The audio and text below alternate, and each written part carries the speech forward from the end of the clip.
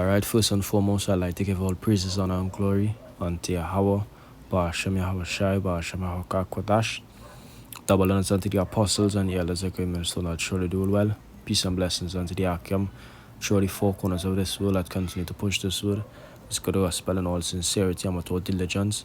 This is your brother Matanaya here once again, coming from one of the great millstone camps in Trinidad. Through the Spirit of the Lord to do another lesson. And this lesson is gonna be about keeping your words or your secrets or anything that is you would see as valuable or anything at all, information on the whole, from your wife, not telling she things that she don't need to know, especially when it concerns the truth or even the ministry, which should by all means remain off limits to her, and I'm gonna explain why. But first I'm gonna read the scripture in Romans 15:4. It says, "For whatsoever things were written aforetime were written for our learning, that we through patience and comfort of the scriptures might have hope." So the things that were written before were written for us to learn from. The scripture and think is 2 Timothy. Let's see. 2 Timothy 3. Yeah, 2 Timothy 3 and verse 16 it says, "All scripture is given by inspiration of the Most High and is profitable for doctrine, for reproof, for correction, for instruction in righteousness." And the reason why I brought these two precepts first is to show you that we can use the scriptures to learn from the mistakes of our forefathers. And in this in this particular video or lesson, the mistake or the error that I'm gonna focus on is them putting their trust or relying on the relying on their wives or their women too much, which we see it been broken many times, that it is not something you could take a chance with, because many of times you're gonna be disappointed in the end. And the first example, which is in Genesis, show you why. Having her make a decision for you, first of all, is a no. Relying on her decision making is a no. And we see that with Adam. And then we have another example with King Solomon. We have another example with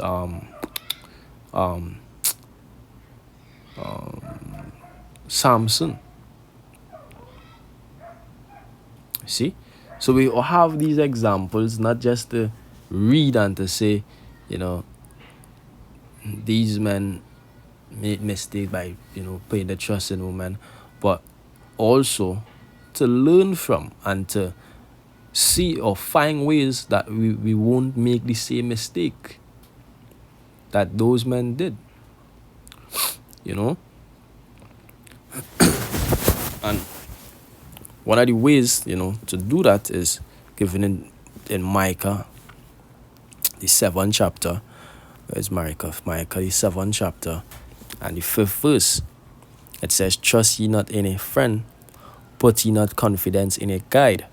It says, "Keep the doors of thy mouth from her that lieth in thy bosom." So you don't have to tell your wife everything, especially concerning the truth. You're gonna dig a pit for yourself. And she shouldn't know really and truly anything about the ministry, about the camp, about men and their business. That is off limits and off bounds for her. And I'm gonna expound on that a bit after. But first, let me just read this in a couple other versions because they had it raw. It says in NLT, it says, "Don't trust anyone, not even your friend or even your wife." So you meet this woman, you find some sort of affection you have for her, and you all go down good for a while, and then she tell you, you don't have to hold back nothing from me, you could tell me anything. No, don't fall for that trap. These women like to throw things in your face when you fall out, and they like to reproach you. That is why I don't like to ask these women out there for anything at all, because I know what they would do. They would reproach you. Two of you will have an argument, they would reproach you, or they would discover your secrets. These women don't have integrity like men to fall out and not expose, what a man told you in secret. They don't care. So the scriptures say, don't trust anyone, not even not your best friend or even your wife. But we, growing up in the ministry, the Lord put a spirit of trustworthiness and sincerity, and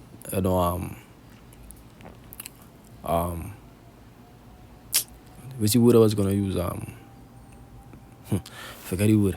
But yeah, the Lord put our spirit on us, to love the brotherhood. So it's that things. I mean, it have wolves among wolves amongst the sheep. They're gonna disguise themselves as men of the Lord. Whether or not who the Lord had to give you that discernment, but for the most part, at the end of the day, the men that are gonna be the men of the elect, they are trustworthy men. But these women not built up with our same mind. They're not built up to enjoy no affection. These women out here not getting themselves ready to enjoy anything out here. 90% of the women that follow brothers in the truth, is because they just with the man and they just follow him. But if the man, if that brother say he not going to do this anymore, that woman not going to stop him from leaving. She not going to say, well, why leaving? Daisy work at the Lord. No, she going to encourage him to leave, because their mind is not on this. Their mind is to make it in the world. But they with you, so they'll follow you for a while. We all might have children together, so they would follow you, they would stay with you, And you ain't gonna want to, go and get any other man. Speaking about some of them, and then I have a few that I would actually, encourage, hey, don't do that. Hey, the Sabbath is this day. The feast day is this day. The new moon coming in this day. Then you don't forget the works that actually help you. They would actually help you do things, in the ministry. But that again don't mean that you could trust them. It says, do not trust in neighbor, put no confidence in a friend. Even with the woman who lies in your embrace, guard the words of your lips. And the NET, it says, do not rely on a friend, do not trust a companion, don't even share secrets with the one who lies in your arms. Speaking about your woman, your woman, So you don't tell them things that happening, in the camp. It have things concerning the truth that I don't even tell, my woman. I wouldn't tell her part of the doctrine, because, at the end of the day, when that honeymoon phase wear off at them, and they decide they want to leave, I don't want that woman going around the place spreading any kind of accusations of me, because you know how bitter they get at times. So they don't know certain stuff. If they see it in videos, if they bounce up videos on YouTube and they see it, okay, well and fine. But as long as far as it concerns me telling them about certain things about the doctrine, hell no. They gotta find out on their own. Because I don't trust them a bit. And you're gonna see how much more what I'm saying gonna be brought to life in the time of Jacob's trouble. Because now you have the pressure on. You have that fire turned up, the heat is on. Now there's gonna be that time of temptation, to serve the Lord, or to try to still find some sort of life in this world when the MOTB is being presented. And for for the most part, these women out here are gonna try to encourage you to turn your back on the Lord, as what happened with Job and his wife. They lost house, they lost cattle, sheep, whatever, sons, daughters, and then he gets boils and sores on his skin, and she turned around and told him, hey, curse God and die. You see? So times the scripture say we need green tree, and they can't even prove themselves to be trustworthy, far less when you need dry tree, when the afflictions turn up. So don't get so emotional and so caught up in your feelings and say, hey, this woman really love me, I could tell she anything, she could hold my secret. No, the scriptures say otherwise.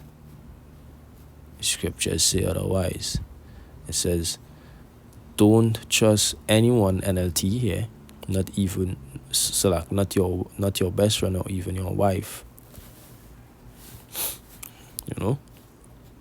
You could learn it from the scriptures, through my mouth, or whoever mouth you hear it from, or you could learn it the hard way. You could learn it from betrayal. This is it says Proverbs 31.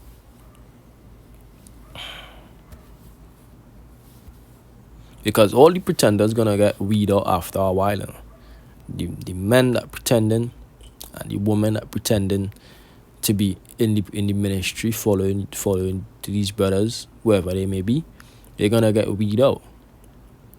The true colors gonna show. In Jacob's trouble, the true colors of everyone is gonna show. And the woman being the weaker vessel, their true colors gonna show earlier than the men. The man could still cry in the thoughts and holy pressure, holy strain a little bit, and he might say, right, fuck it, I can't do this. Let me go and take that mark, or let me eat this to survive, or let me do this to survive. But the woman, they don't stand a chance. That is why the scripture say the serpent went to Eve first, because she was the weaker vessel. It says Proverbs 31 and verse 3. It says, give not thy strength unto woman, nor thy ways to that which destroyed kings. So don't tell them your secrets. Don't tell them more than what is necessary. Speak about the family, speak about the house, speak about, her duties, your duties. Don't speak about the camp. She don't need to know about the camp. She don't need to know anything about the ministry. Besides, hey, we had the new moon is coming, so the Sabbath is this, don't cook today. Or we probably tell her, hey, you're going to the feast today, or you're going to the feast tomorrow. Besides that, nothing really is important to her. So don't give your strength unto them. You don't tell them your every move. As I said, look what happened to Samson. He told her where his strength lied. And what she do? Immediately Immediately she destroyed him. Immediately she destroyed him. And it had a lot of similar event, happen in times past. It's just it not recorded for us to see, but that is a usual occurrence. We have women now that be setting up men for money. To have them killed, to have them imprisoned, to have them robbed. So learn from these men. Learn from the scriptures. Don't fall along that same path. Don't go through the same things that these men went through. These men went through that so that we would learn, not so that we would see it and make the same mistake. The scripture say Sodom and Gomorrah is set as an example unto the ungodly. To show, hey, you do this is what's gonna happen to you. So don't do it. It don't mean, well, do it and see what God gonna do. No. Likewise with our forefathers, that happened as an example to us so that we would learn, hey, don't put your trust in these men. Don't trust them at all. They're gonna sell you out. They as the song say, your body's here with me, but your mind is on the other. Your mind is on the other side of tongue. That is how these women are. They'll be here presently with you, but really and truly, they want to make it in this life. They want to make it in this life. So don't get caught up with the words and the fancy words and the love, yeah, and how much time they tell you they love you for the day and the emojis, the heart emojis and the gifts and whatever. Scripture say I give destroy the heart. Don't let what you can get from 20 other women make you start a falter in your mind. Because what she could give you could get that from any other woman out there. It's Proverbs 10, not Proverbs, Matthew 10, verse 36. It says, and a man's foe shall be there of his own household. So in the end, the enemy is gonna be them gonna come from your own household. So say they are the ones that are gonna sell you out. They are the ones that are gonna offer you up to the content because they don't believe. That's the thing. Go down to believe. They don't believe that you serve the Most High. They believe that you just caught up into some cult and doing this thing and whatever happening can happen. But they don't believe. So if they don't believe, guess what? When Esau say, I could offer you this and that and such, and you just had to tell me where he is, they're gonna give you up. And who gonna know?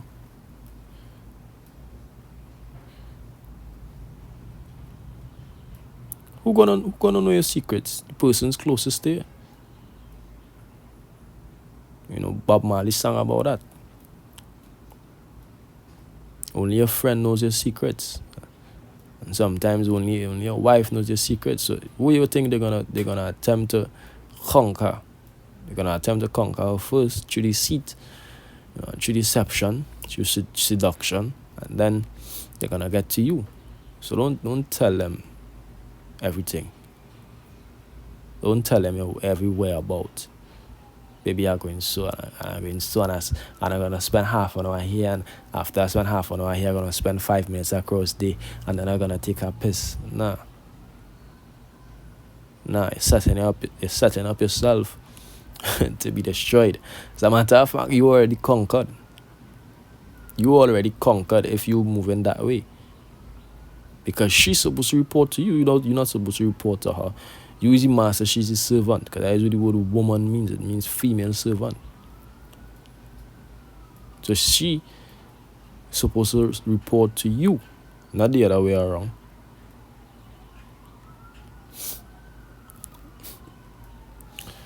It says, and he that loveth father or mother more than me is not worthy of me. And he that loveth son or daughter more than me is not worthy of me. And he that taketh not his cross and followeth after me is not worthy of me. And he that findeth his life shall lose it, and he that loseth his life for my sake shall find it. And I'm gonna get this last precept here. There's Sirach 25 and verse 19. It says, all wickedness is but little to the wickedness of a woman, that the portion of a sinner fall upon her. So don't underestimate them. Don't underestimate them. Friends are still friends in this life. And if men have more integrity, than women, guess what? More integrity and more loyalty than women out here, guess what? They're going to do the same to you. Don't think you are above betrayal. The Lord was betrayed. Don't imagine, you're going to get spiritual power because, a lot of times, man, just think that, the man of the Lord. Yes, man, going to get spiritual powers, but have men that are going to be martyrs as well. Not everybody going to get spiritual powers. Have men that are going to be martyrs as well. So prepare yourself for that also. Put that in your mind that, hey, possibly I could be betrayed. So that when it happens, you're in shock or you're in surprised and overwhelmed with fear and overwhelmed with anxiety. And then you turn your back. So be a realist. Don't just be an optimist. Be a realist. Think about the reality of what could happen according to the scriptures. So with that, I hope this lesson was edifying unto you, the listener, the audience. Again, I want to give all praises and glory unto Yahweh, Ba'ashem Yahushai, Ba'ashem Kodash. Double honors unto the apostles and the elders who made us to not surely do well. Peace and blessings, and until next time, I say inshallah.